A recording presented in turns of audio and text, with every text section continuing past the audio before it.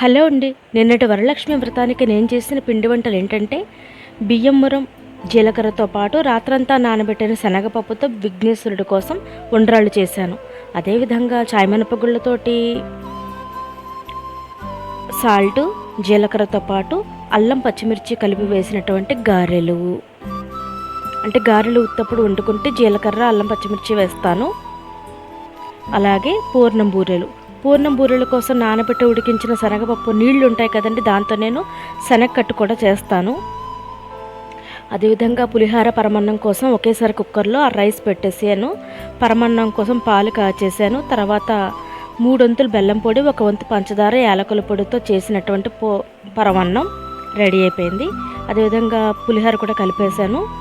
అలాగే శనగకట్టులో నేతిపప్పు, అదేవిధంగా దోసకాయ టమాటా పప్పు, పెసరపప్పు, అదేవిధంగా ఇప్పుడు వంకాయ కొత్తిమీర అల్లం పచ్చిమిర్చితో చేసినటువంటి కూర. ఇదండి మా మెను. మా వారు కూడా పూజ చేసేసుకుని ఆఫీస్కి వెళ్ళిపోయారు. ఇంకా నైవేద్యాలు అన్నీ కూడా రెడీ చేసేసుకున్నాక అప్పుడు ప్రశాంతంగా కూర్చుని వరలక్ష్మి అమ్మవారి యొక్క వ్రతం పూజ చేసుకున్నానండి. చారుమతి కథతో పాటు నేను శుభదుర్గ వ్రతం చేసుకుంటున్నానండి. ఇది నాకు 7వ వారము. దుర్గా అమ్మవారి యొక్క అష్టోత్తర శతనామావళితో పాటు 5 కథలు ఉంటాయి. వాటిని కూడా నేను చేసుకున్నానండి. ఆ తర్వాత మా భోజనాలు కూడా అయిపోయాయి. మా భోజనాలు అన్నీ అయ్యేటప్పటికి 4:30 అయ్యిందండి. ఆశ్చర్యంగా ఉంది కదా. కానీ పండగలలో మాకు ఇదే సమయం అవుతూ ఉంటుంది. కానీ ఇంకా తర్వాత నేను రెస్ట్ తీసుకోవడానికి నాకు అసలు సమయం దొరకలేదు. సాయంత్రం స్నానాదులు పూర్తి చేసుకున్నాక ఇలాగ సాంబ్రాణి ధూపం ఇల్లంతా వేసుకున్నానండి. ఇంకా సాయంత్రం ఇంకా నేను రెస్ట్ తీసుకోలేదు కదా, ఇలా సాంబ్రాణి ధూపం వేసిన తర్వాతన ఇంకా నేను ఒకసారి సాయంత్రం సంధ్యావేళలో ఇలా దీపాల వెలుగులో ఒకసారి ఇల్లంతా ఇలాగ వీడియో తీసి నేను సరదాగా పోస్ట్ చేసుకుందాం అనుకుంటున్నాను. ఇంకా కొంచెం నిడివి ఎక్కువైనా సరే ఏదో ఒక సరదా అంతే, అలా తీసానండి. ఎప్పుడూ ఇలాగా చూపించలేదు. ఇంకా అలాగే నాకు సాయంత్రం పేరెంటాలకు వెళ్ళేటువంటి ఆహ్వానాలు నాకు ఒక 3-4 అందాయి. ముందు మానేద్దాం అనుకున్నాను, వాళ్ళ ఇంటికి వెళ్లకుండా ఇంట్లోనే కూర్చొని చేసుకుందాం అమ్మవారికని. అయితే వాళ్ళు చాలా సందర్భాల్లో మా ఇంటికి పారాయణాలకి, పూజలకి, అమ్మవారి దర్శనానికని వచ్చారు.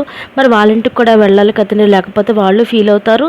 నేను మరోసారి పిలిచినా వాళ్ళకి రాబుద్ది అవ్వదు కూడా. అందుకని ఇంకా వెళ్ళాలని అమ్మవారికి ఏదో కొంచెం శీఘ్రమే పూజ చేసుకున్నాను. ఒక పాట కూడా పాడానండి.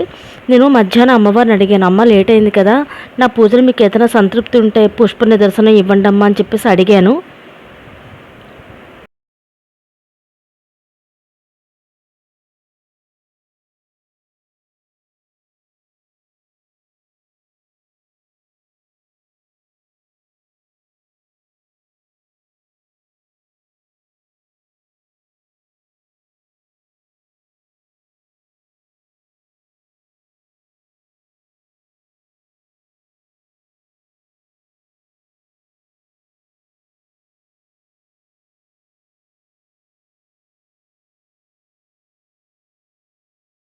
श्रीवरलक्ष्मी नमस्तुभ्यं। श्रीवरलक्ष्मी नमस्तुभ्यं।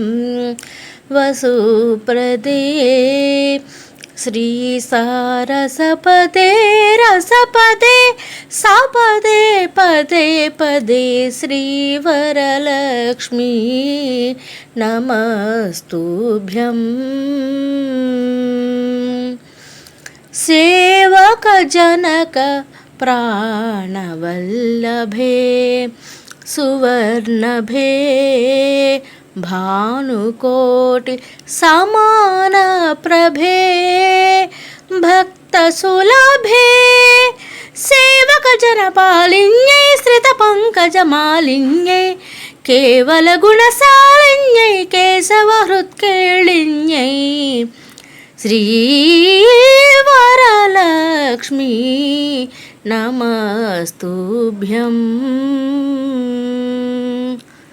श्रावण पौर्णमी पूर्वास्त शुक्रवारे चारुमती प्रभृतिभिः पूजिता कारे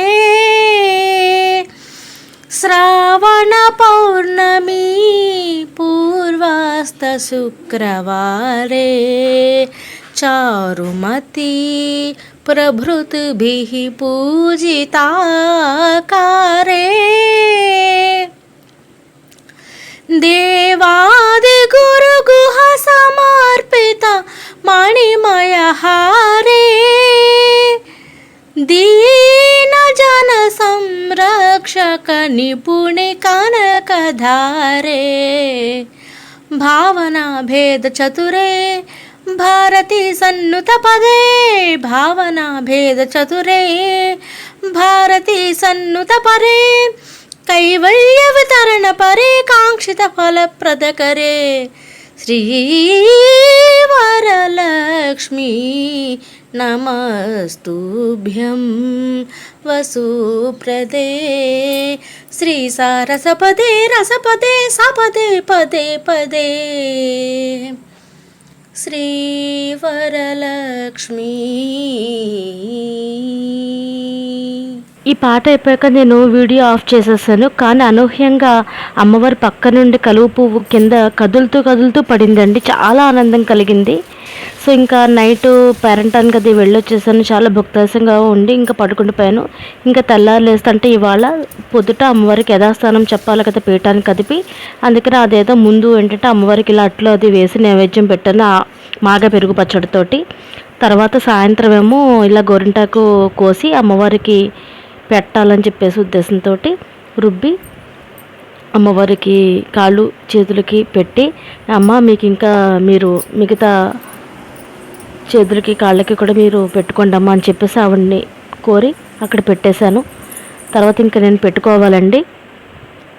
ఇంకా ఎదుర్కొండ ఆవిడకి మొత్తం ఏదో తాంబూలంగా కాస్త గోరింటాకి ఇచ్చి అప్పుడు నేను పెట్టుకుందామని చెప్పి చూస్తున్నాను. ఇదండి నా వరలక్ష్మి వ్రత విధానం ఈ సంవత్సరం. మీకు నచ్చినట్లయితే లైక్ చేసి మీ అభిప్రాయాన్ని కామెంట్ రూపంలో తెలియచేయండి. ధన్యవాదాలు.